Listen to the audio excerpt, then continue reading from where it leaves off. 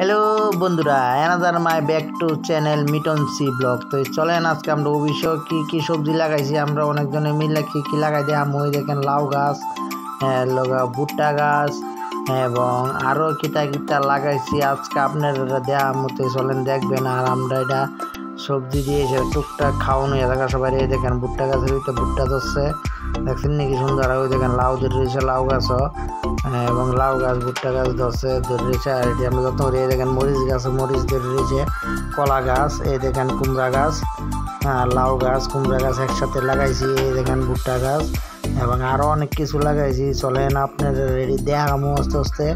এই দেখেন আস্তে আস্তে যাইতেছি, দেখছেন ভুট্টা গাছ, এই দেখেন কুমড়া গাছ, মরিচ গাছ একসাথে। আর এই জায়গাটাও খুব সার আছে জায়গাটার ভিতরে, তাই আমরা অনেকজনে মিললে এই কোয়াগি সিঁড়ি করি।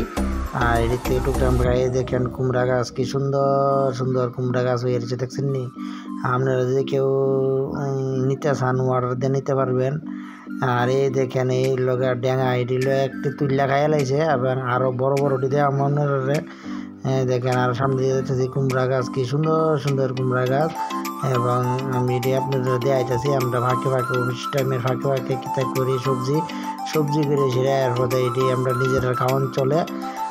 তো এই দেখেন এটিতে কিন্তু কোনো সার মান নাই, কিচ্ছু সার টার নাই, এটি শুধু মাটিতে। দেখেন এই হলো ডেঙা গাছ, কি সুন্দর কত বড় ডেঙা গাছ।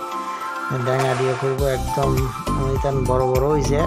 এবং ডেঙা গাছের পরে দেখাম ওই দেখেন, এই দেখেন বেগুন গাছ লাগাইছি, বেগুন দিয়েও গাছটিও বড় হইতেছে এবং বেগুন আইতেছে।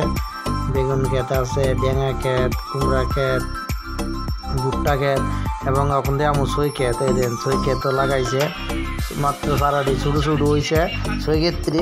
এবং সই ক্ষেত্রের ভিতরে দেখেন ছাটা টাটা দিয়ে সুন্দর করে বয় দিছি।